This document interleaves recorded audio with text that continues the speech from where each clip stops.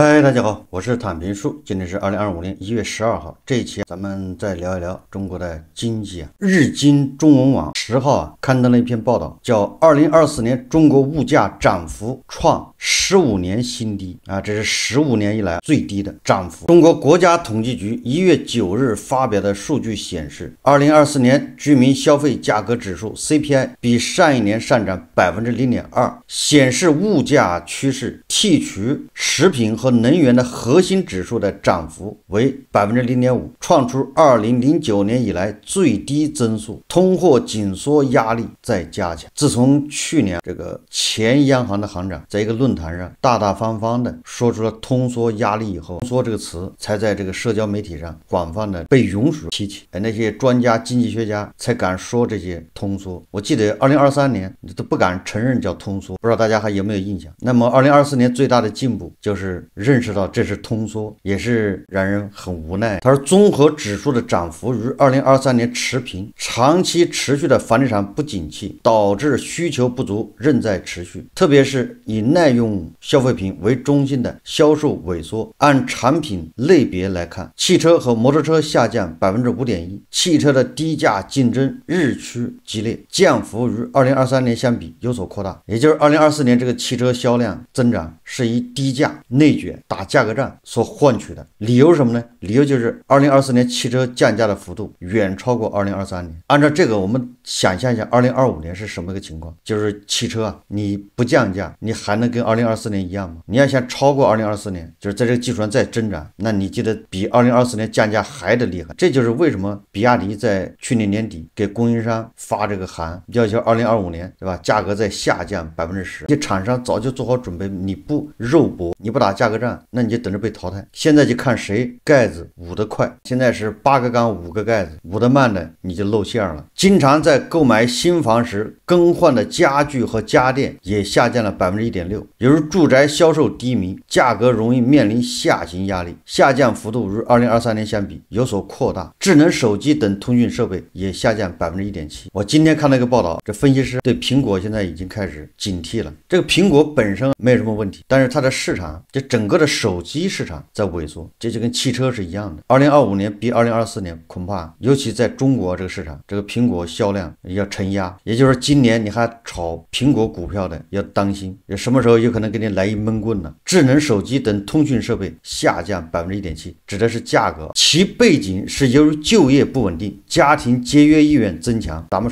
天天说的勒紧裤腰带，2个馒头加榨菜。食品和能源之外，被认为反映家庭购买力的核心指数2009年时呈现负增长。2009年大家记住了啊，那是2008年美国叫次贷危机，那波及全世界，那我们也受到一点影响，但是那个影响对我们来说是叫输入性的，不是我们自己出问题了，所以说很快就扛过去了，就是我们自身没有什么问题。但是这次不一样了，是人家美国没问题，美国还在通胀，扛通胀，美国很有可能2次通胀。美国这一次的非农数据啊大大超出预期，美国的经济呈现出是一种空中加油的状态，所以华尔街的那些机构现在纷纷改变了这个观点，认为降息差不多马上要结束了，新的一轮加息周期呼之欲出。2024年是2009年以来新低，指的这个核心指数。2024年上半年徘徊在0.5%左右至1%，但下半年放缓至0到0.5%，也就是2024年还呈现出一个前高后低。什么意思啊？那就是2024年是整个的一个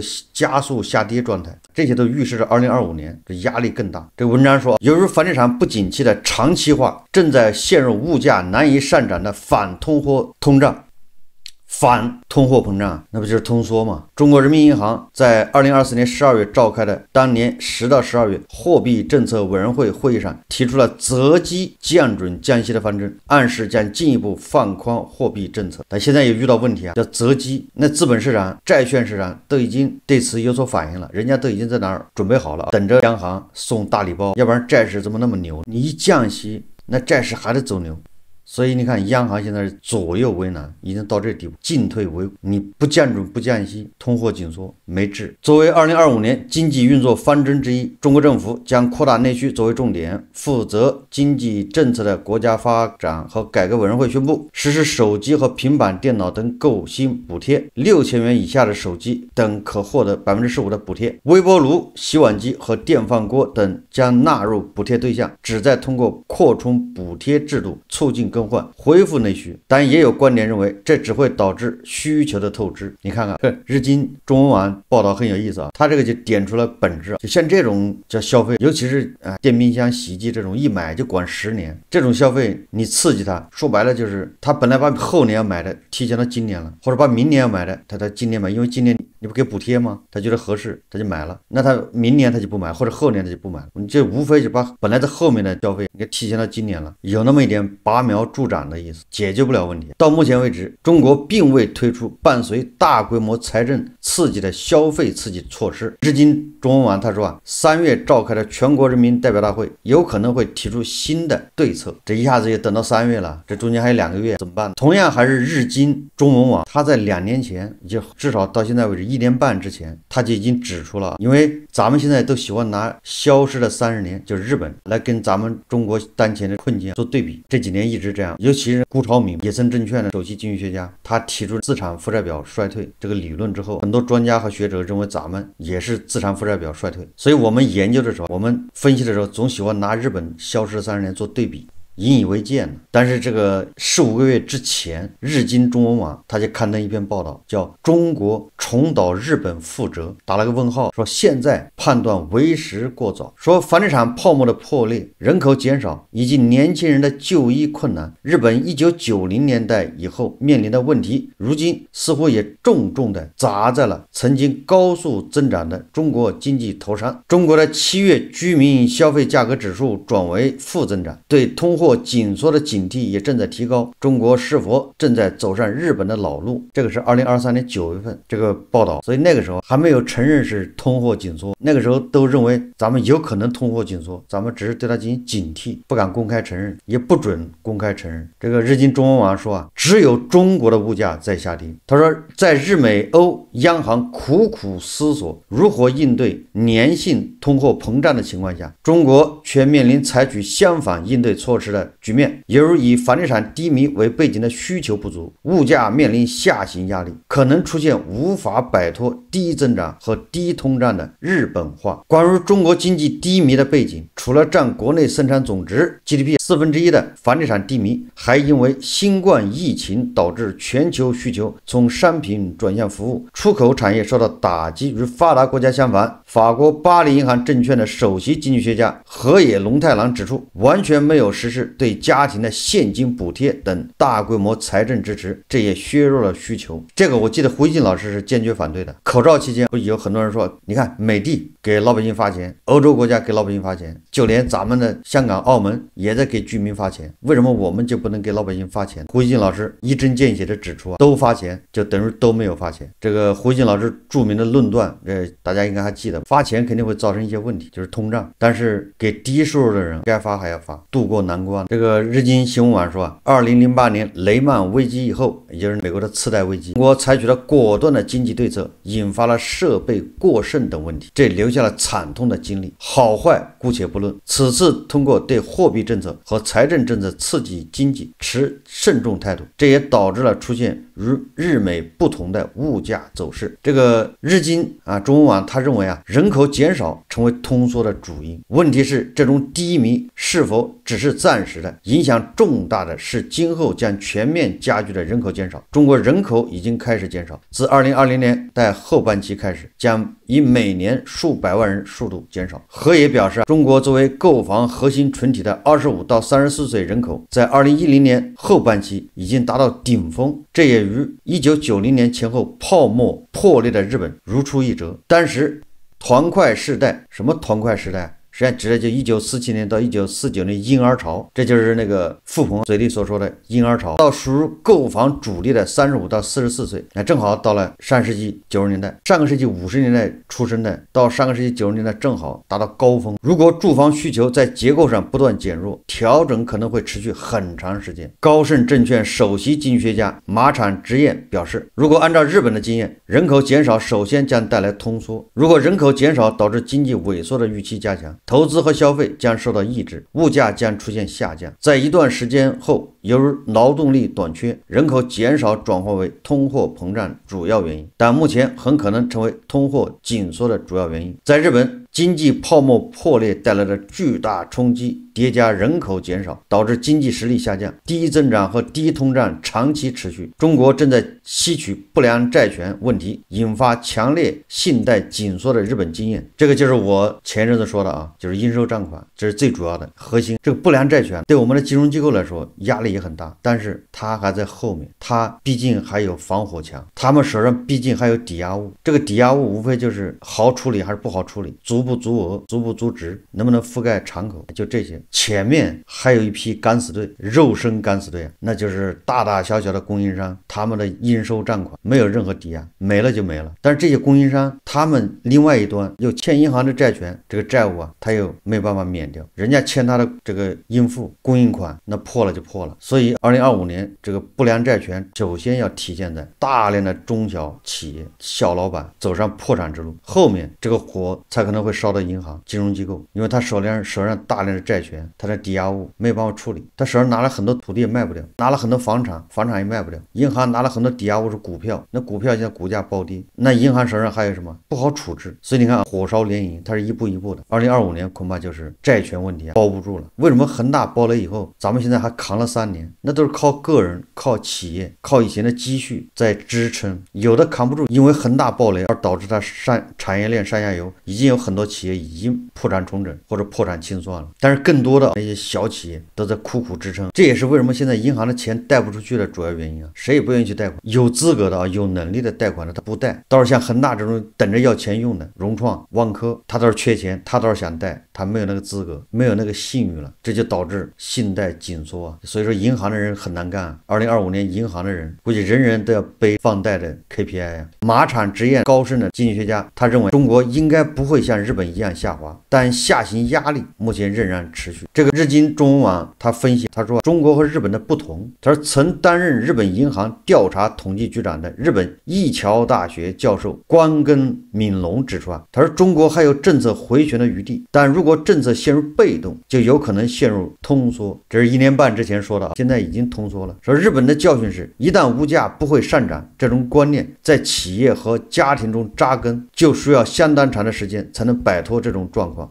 这个大家都能理解，这就叫恐怖螺旋。让我们形成统一的认识，认为物价往下走，企业也这么认为，消费者也这么认为，那我们会不约而同的采取一个措施，就是等，就是能过几天买或者能过一段时间买的东西，你一定会忍。你本来是想这个月买辆车，但是这个车现在10万，你估计到年底，到2025年年底它就变成8万了、7万，那你肯定要等到年底再买，大家都等，这问题就出来了，都等，他的车子更卖不了，他要降价，更降价，你更认为他还要降，这就叫恐怖螺旋，恶性循环。说通俗一点，就是买涨不买跌，对吧？一旦形成这种预期，你很难把它打破。也有观点认为，像中国这样的国家可以立即采取大胆措施来防范危机的发生。不过关根敏隆表示，政策容易受到政治意图的影响，能否真正做出合理的应对是关键。中国此前采取了严格的疫情防控措施，目前大幅转变了方向。还有观点指出，政府对经济的干预在加强，如果政策在夹缝中左右摇摆，那么前景将变得更加不明朗。美国彼得森国际经济研究所的所长亚当波森8月发表了题为《中国经济奇迹的终结》论文，认为国民对过度干预的免疫反应将通过投资减少，致使中国经济长期处于低迷状态。这个国民对过度干预的免疫反应，也就是我们说通俗点，老百姓越来越对专家学者的话不信任，嗤之以鼻，越来越以对会各种对吧方针这个救市措施抗过敏无感，对效果表示怀疑。你看这个美国人总结的叫国民对过度干预的免疫反应。他说，当然中国如1990年代的日本也有不同之处。国际货币基金组织数据显示，中国的人均 GDP 仅为 1.4万美元，约为美国的1/6。当时的日本已经是发达国家，增长的空间有限，相比之下，中国经济增长的空间巨大。关键在于是否推出激发潜力的政策。可以肯定的是，未来中国经济的走势，在了解人口减少会如何影响经济和物价的意义上来说，将成为绝佳教材。将日本与中国进行比较，关于一国经济陷入通缩的条件是什么？日本在1990年代如何才能避免通缩的问题？答案可能会更加鲜明地浮现出来。如果中国经济进入通缩，整个世界经济都将受到巨大影响，日本也无法置身事外。为了避免中国陷入通缩，日本有必要积极提供经验。对日本来说，密切关注中国经济今后的发展，并从中汲取教训，应该可以成为下一次危机做好准备。日经中文网他最后说的调调，离加藤老师还有维维老师这些正能量粉红的还是有很大差距的。因为在加藤老师还有香港的卢教授，在他们看来是帝国主义亡我之心不死，对吧？这都是他们30年前挖的坑，他们处心积虑的要搞垮我们。结果你看这个日本人居然说为了避免中国陷入通缩，因为中国陷入通缩整个世界经济都受到巨大的影响，日本也无法置身事外，所以这个日本有必要积极的提供经验。这个好像跟我们经常这个宣传是反着来的。他这主要说的是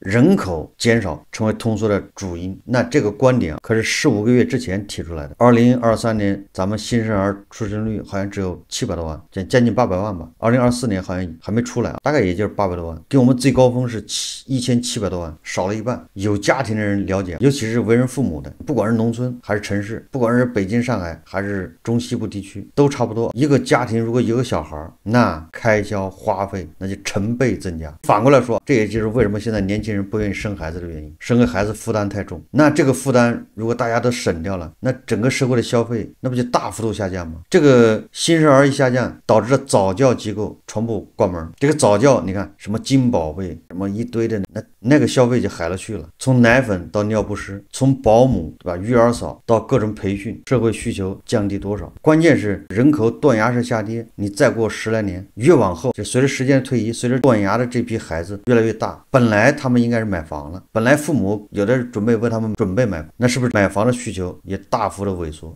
等到他们20多岁的时候，该买房结婚了，他也不买房，假如本来小孩又少了，那房地产是不是压力更大？也就是越往后，房地产实际上压力是越大，相关这个产业，你比如说教育甚至医疗都会发生变化。人口减少成为通缩的主要原因。现在的年轻人对吧，00后，他一旦发现不结婚不生孩子过得还可以，在现实的压力之下，他们恐怕都得首选先拖着，不想结婚，更别谈生孩子。在这种观念的驱使下，你说消费你怎么刺激？他不买房，对车也无所谓，顶多出去旅游一下。昨天咱们节目介绍日本消失的30年，实际上日本整个社会陷入了一个叫低欲望社会。那我们现在走的就是在走低欲望社会。但是日本现在人家已经走出通缩。根据彭博社报道，他说日本基本工资涨幅创32年来新高，这不消失了30年吗？人家2024年的日本工人的工资涨幅创32年新高，也就是他泡沫开始前。他说这可能为日本央行在本月加息提供支持。日本央行准备开始加息了，咱们是要减息、降息、降准还得择机。他说前提是其他数据能够证实经济正步入积极循环。所谓的安倍经济学，为了让日本走出通缩，走出消失的30年，这不是安倍搞了一个改革吗？安倍经济学，这大概意思就是第一个是长期负利率。你看我们是不是要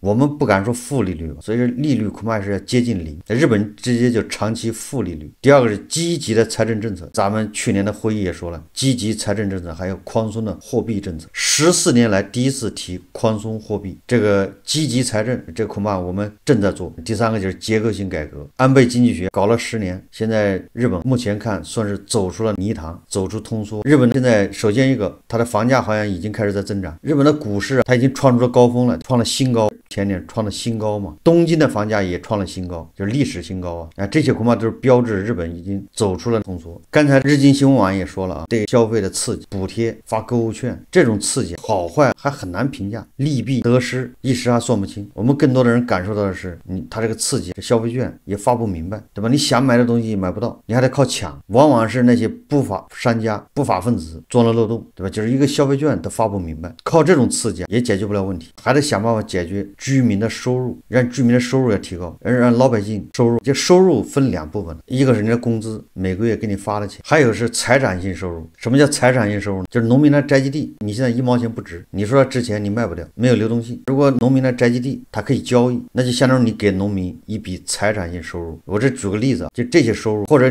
你把这个韭菜啊，它的社保通过国有企业划拨，你给韭菜给交掉了，韭菜不用自己交社保了，也省了一大笔钱。就类似这种做法，这都是收入提高。你得提高韭菜收入，这是根本之道。韭菜的收入一上去了，韭菜对未来有信心了，也就是韭菜你没有养老之忧、后顾之忧，你的社保、医疗都有人给你交好了，以后有保障。也就是维维老师说的那个大头在那儿做你的养老的保障。哈萨克斯坦为什么年轻人生孩子呢？那他那个总统顾问不说了吗？国家成立什么能源基金，你孩子一出生你就有个户头，每年给你拨多少钱，那个钱就用来你吃喝生孩养孩子的，你国家给你拨钱，那这样人家当然愿意生了吧，生孩子自己也不用花多少钱。那个就是哈萨克斯坦拿大头来解决的，对吧？维维老师你把大头拿走了，这不解决问题，把那大头就搞这个什么形象工程、面子工程，浪费掉了，挥霍掉了。如果用于民生，那老百姓的后顾之忧就少了。这老百姓后顾之忧少了，完了他的收入还在增长，他怎么能不消费？不让他消费他都会消费。我看了一个报道说，最近越南又在斜路上一路狂奔，这个越南这个走路还没学利索就开始学着跑了。说越南加入马斯克和米莱的行列，削减政府开支，说减少官僚组织，以便释放资金，促进经济发展。数十年来最大规模改革旨在减少20%的官僚主义，缩减规模旨在促进经济发展，并释放发展基金。你说越南他搞这种开放才多少年，基础都还没打牢，就开始学着跑了，跟米莱、马斯克学，他能学着好吗？这不就是走上邪路了吗？就越南他应该该改的改，不该改的坚决别改，应该学一学，让加德老师去教育教育他们，要告诉他们，这现在走的正是邪路，万劫不复之地。应该让维维老师去河内大学搞一个研究室，在那儿给他们宣传，集中力量办大事，这个大头的好处。越南这么搞那是没前途的，可以看到不远的将来越南这个大好局面就要被断送掉。所以说这个确实令人扼腕叹息，关键是没有人去提醒一下。加德老师禁言了也发不了声，看着让人着急。好，这期节目我们就聊到这里，感谢大家收看。如果喜欢我的节目，欢迎订阅转发，也可以在下方留言评论，谢谢大家。